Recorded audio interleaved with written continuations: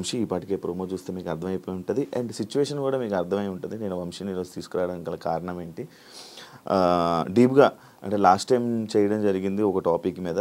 ఈరోజు అంటే నిన్న కాక మొన్నే కదా చేశాను, సడన్గా ఏంటి క్లోజు అని నాకే కన్ఫ్యూజ్డ్ అయ్యి నేను వంశీకి ఫోన్ చేసి ఇప్పుడు ఒకసారి రా డిస్కస్ చేద్దాము అసలు ఏంటి అనేది దానిపైన. దేనివల్ల క్లోజ్ చేస్తున్నారు, ఏం దెబ్బతిన్నది ఏంటి, దాని కారణాలు మనకు తెలియని తెలుసుకునే ప్రయత్నం అయితే వంశీతో మాట్లాడి తెలుసుకుందాం. Hi bro. హాయ్ శివ. ఎలా ఉన్నావు అని అడగలేను కూడా నేను అసలు యాక్చువల్లీ. ఏమైంది సడన్గా క్లోజు అమ్మేయడానికి సేల్? రీసెంట్గా అయితే ఒక రీల్ చేసిన, అది ఎంతవరకు రీచ్ అయిందో నాకు తెలియదు, కానీ వాళ్ళకు మటుకు మళ్ళీ ఒకసారి రిపీట్ చేస్తా. ఏం లేదు, దీంట్లో ఇంటర్వ్యూస్ ఇవ్వడం నా పైన నెగటివ్గా, దానివల్ల వచ్చిన నెగటివిటీ వల్ల సేల్స్ డ్రాప్ అయినాయి. సో ప్రోడక్ట్స్ ఆర్గానికా కాదా అనే డౌట్ క్రియేట్ అయింది. అండ్ దాంతోపాటు గచ్చిబౌలి స్టోర్ కూడా బాగా నడుస్తుండే, అక్కడ కొంచెం ప్రజలు ఎవరేం మాట్లాడినా లైట్ తీసుకొని వాళ్ళకి కావాల్సిన ప్రోడక్ట్ వాళ్ళకి వస్తుందా లేదా అని వచ్చేవాళ్ళే. అక్కడ లిఫ్ట్ ప్రాబ్లం వల్ల కొంచెం సేల్స్ అక్కడ కూడా డ్రాప్ అయినాయి.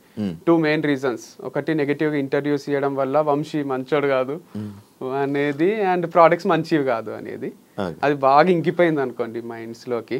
అది నేనున్నా యాజ్ అన్ ఆడియన్ నేను కూడా బిలీవ్ చేస్తుంది, అవునేమో కరెక్టేనేమో అని నమ్మేటోనే. ఇప్పుడు టైటాన్ వాచ్ ఉంది, మంచిది కాదు అన్నారు అని చెప్తే, అరే అనవసరంగా ఇన్ని రోజులు అది వాడినా కదా, కోటిలో 50 రూపాయలకే దొరుకుతుంది అన్నారు అని నేను కూడా కోటిలకు పోయి కొనుక్కుంటా. అట్లా నమ్మిండ్రు. సో దానికి ఎవరిని తప్పు పెట్టేది లేదు. అందుకోసము సేల్స్ డ్రాప్ అయితే నేను అప్పులు తీసుకొచ్చి బయట నుంచి పెట్టి ఇంకా లాస్ చేసుకొని నడిపించలేను కదా. ఆల్రెడీ అప్పులు చేసినా లాస్ అయినా, ఇంకా లాస్ ని మల్టిప్లై చేసుకోవడం ఎందుకు అని బంద్ చేసేసిన. లాస్ చాలా ఎక్కువ లాస్ అయిందా? అంటే ఇంటీరియర్ కి అంతా లాస్ అయినట్టే, దానికి లక్షలు ఖర్చు అయింది. వేరే అన్ని కొంచెం బ్రేక్ ఈవెన్ అయినా ఇంటీరియర్ వరకు లాస్ అయినా. అంటే అది నేను ఎందుకు చెప్పించిన అంటే అంత గ్రాండ్గా 30-40 ఏళ్ళు ఊహించుకున్నా నేను. ఈ వంశీ ఫార్మ్స్ అనేది నేను చచ్చిపోయేంత వరకు ఉంటుంది అనే ఇమాజినేషన్లో స్టార్ట్ చేసింది. లేకపోతే నేను కూడా సింపుల్గా ర్యాక్స్ ఏవో పెట్టేసి చేస్తుంటే, కానీ అంత పకడ్బందీగా చేయడానికి రీజన్ ఇది పెద్ద ప్రాజెక్ట్ లా తీసుకున్నా, 30-40 ఏళ్ళ ప్రాజెక్ట్. ఇట్లా 1 yearలో క్లోజ్ చేయాల్సి వస్తుందని కల్లో కూడా అనుకోలేదు, కానీ చేయాల్సి వచ్చింది. ఇదంతా డివైడ్ వల్ల అని అనుకోవచ్చా? దేనివల్ల డివైడ్ అయిపోవడం వారిది అట్లేం లేదు, 2 సక్సెస్ఫుల్ గా రన్ అయినాయి. ఇంటర్వ్యూస్ రానంత వరకు నాకు తెలిసి వాళ్ళ సేల్స్ కూడా డ్రాప్ అయింటాయి నా అనాలిసిస్ ప్రకారం. మొత్తం ఆర్గానిక్ ఫీల్డ్ పైన దెబ్బ పడ్డది ఇది కొంచెం, దానివల్ల సేల్స్ డ్రాప్ అయినాయి అనమాట. డివైడ్ అయినాక కూడా 2 గ్రో అవుతున్నాయి సైమల్టేనియస్ గా. ఐ కుడ్ సీ దట్ వాళ్ళది సక్సెస్ఫుల్ గా రన్ అవుతుంది, మనది సక్సెస్ఫుల్ గా రన్ అవుతుంది. 2 ప్రాఫిటబుల్ ఉన్నప్పుడు దెబ్బ కొట్టిండ్రు. బట్ అది ఇంకా స్టిల్ కంటిన్యూ అవుతుంది. కానీ ఎట్లా కంటిన్యూ అవుతుందో మనకు తెలియదు. యాజ్ ఫార్ యాజ్ మనం వాళ్ళ పక్క నుండి ట్రావెల్ చేసి చూసేంత వరకు వాళ్ళకి టఫ్ ఉందా మరి ఈజీ ఉందా ఎట్లుంది అనేది మనం చెప్పలేం. నాలుగు ఓపెన్గా వచ్చి చెప్తే కానీ మనకు తెలియదు అనమాట. వాళ్ళ బిజినెస్ రన్ చేసుకుంటున్నారు, మాకు ప్రాఫిట్ వస్తుంది, లాస్ వస్తుంది, మాకు ఇన్ని లక్షల లాస్ వచ్చిందనో ఇన్ని లక్షల ప్రాఫిట్ వచ్చిందనో చెప్తలేరు కదా. అందుకు మనకు చెప్పలేము. నడిపించినంత వరకు నడిపిస్తారు, but don't know whether it's profitable or no.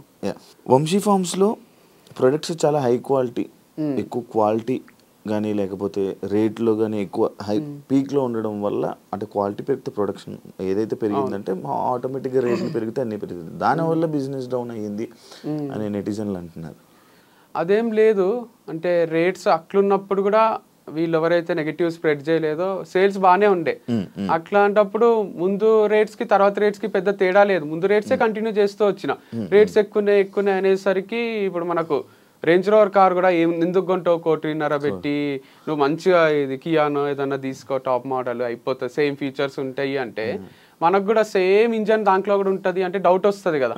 అట్లా ఎవరైనా డౌట్ అట్లా చేసిండ్రు వీళ్ళు. ఈ ప్రోడక్ట్ బేగం బజార్లో దొరికేది వంశీ ఫార్మ్స్ లో దొరికేది సేమ్ అంటే ఎవరికైనా కిరాణా షాప్ పోయే తీసుకోబోద్ది అవుతుంది, కానీ నా దగ్గరికి ఎందుకు వస్తారు? యాక్చువల్గా 2 డిఫరెంట్, మన ప్రీమియం కార్ లాగా అది నార్మల్ కార్ లాగా.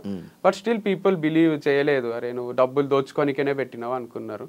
అట్లా నేను తగ్గిస్తా తర్వాత అన్న లాస్ వచ్చినప్పుడన్నా మొత్తం తగ్గించి అమ్ముతా కదా. అసలు ఇంపాసిబుల్ ఉంది, మన కాస్ట్ ప్రైజే ఎక్కువ ఉంది. ఆర్గానిక్ పండించే వాళ్ళు కానీ వాళ్ళు ఇచ్చే ప్రైజెస్ కానీ ఎక్కువ ఉన్నాయి కాబట్టి నేను ఎక్కువ పెట్టాల్సి వచ్చింది. నేను ఒప్పుకుంటున్నా, మరీ తక్కువ లేవు కానీ వేరే ఆర్గానిక్ స్టోర్స్ లో కూడా అంతే ఉన్నాయి.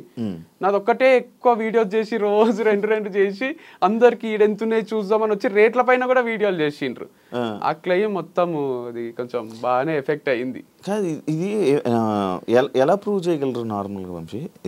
ఇప్పుడు టమాటో తీసుకో, నీ ఆర్గానిక్లో దీనికి బయట నార్మల్ దొరికే ఆనియన్కి ఈ రెండింటికి డిఫరెన్స్ ఎలాగా? అంటే మనం ఒక నైట్ ప్యాంట్ కొంటాం, కోటీలు ఇట్లా రోడ్డు పైన క్లిప్ పెట్టి అమ్ముతుంటాడు, అడిడాస్ లో పోయి కొంటాం, రెండు పైన అడిడాస్ అనే రాసి ఉంటుంది. ఇది ఇట్లా పట్టుకొని చూస్తేనే డిఫరెన్స్ అర్థమవుతుంది.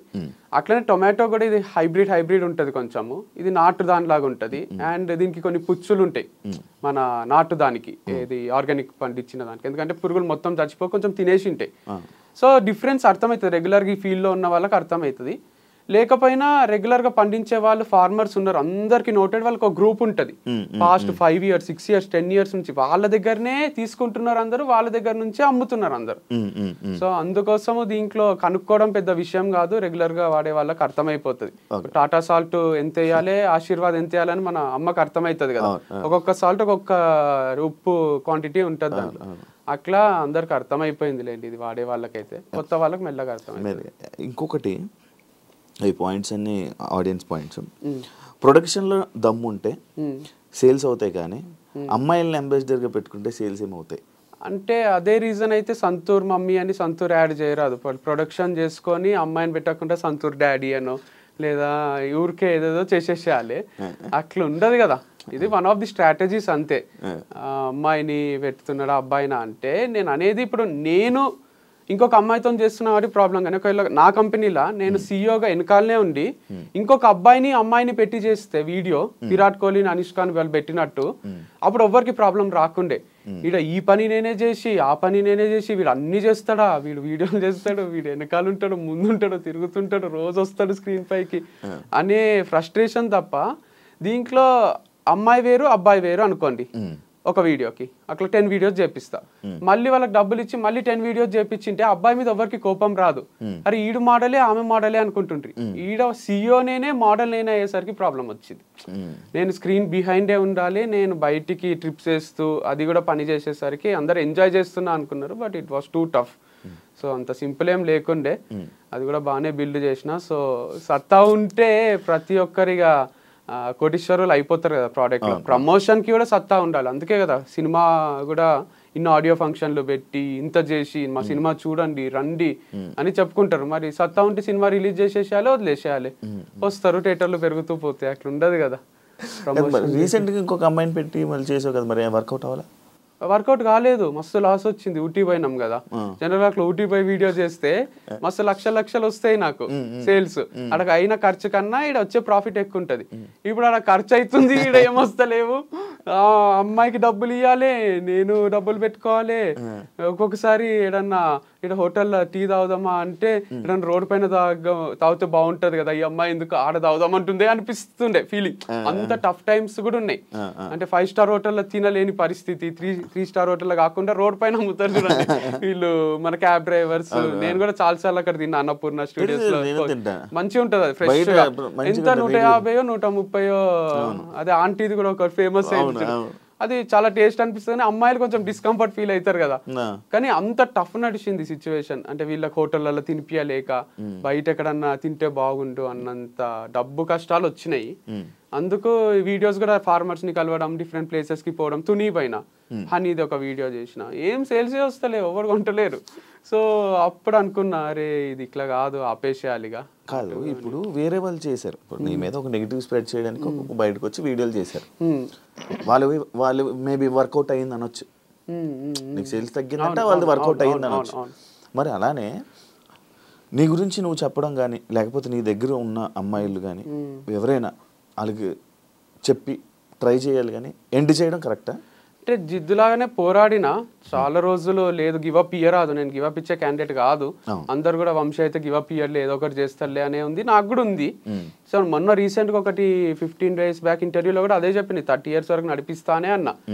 కానీ ఎటు నుంచి చూసినా ప్రాబ్లమ్సే. ఒక నష్ట జాతకం ఉంటుంది చూడండి, ఒక శని పట్టుకొని అట్లా ఈడ నడిపిస్తామంటే లిఫ్ట్ ప్రాబ్లం, ఆడ నడిపిద్దామంటే ఇది ఆర్గానిక్ కాదు అని ఒకరు ఇంటర్వ్యూ ఇస్తారు, లేదా అమ్మాయిలతో ఎందుకు చేస్తున్నావు అంటారు. అసలు నాకు ఒక ఫ్రీడమ్ లేదు, మొత్తం చుట్టుముట్టేసిండ్రు. 4 దిక్కుల నుంచి 4 ప్రాబ్లమ్స్ వచ్చి ఏం చేద్దామన్నా సరే మన ఇంటర్వ్యూ చేసినాం అప్పుడు నేను మా అన్నయ్య. అప్పుడు ఫుల్ సేల్స్, అది 500K అట్లా పోయింది. పోయినన్ని రోజులు అరే వంశీ కరెక్టే ఉన్నాడు, కరెక్టే అమ్ముతున్నాడు, ఆ వీడియో ఆగిపోయింది, సేల్స్ డ్రాప్ అయింది. అట్లా ఎన్ని ఇంటర్వ్యూలు ఇస్తాం, ఎంత చెప్తాము. నేను సోలోగా చేసే వీడియోలు అవి ఎంత పోయినా కూడా వ్యూస్ ఎక్కువ వస్తున్నాయి, సేల్స్ వస్తలేవు. ఫేమ్ వస్తుంది, పైసలు వస్తలేవు. సో పైసలు లేకుండా ఫేమ్ ఏం చేసుకుంటాం. అందుకు ఒక రోజు డిసైడ్ అయినా, లేదు మళ్ళీ ఒకరు ఎవరన్నా ₹1,00,00,000 అప్పిస్తే తప్ప ఇది నడవది.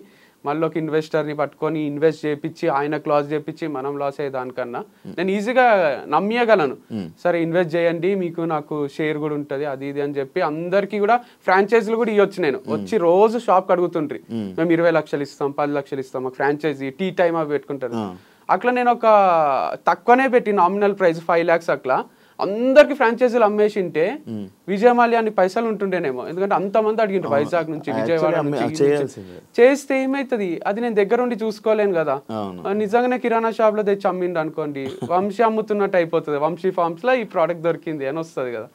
నమ్మకం లేక ఇయ్యలేదు. సో డబ్బు సంపాదించుకొని దుబాయ్ పారిపోవచ్చేండే గానీ అది నా ఇంటెన్షన్ లేకుండే.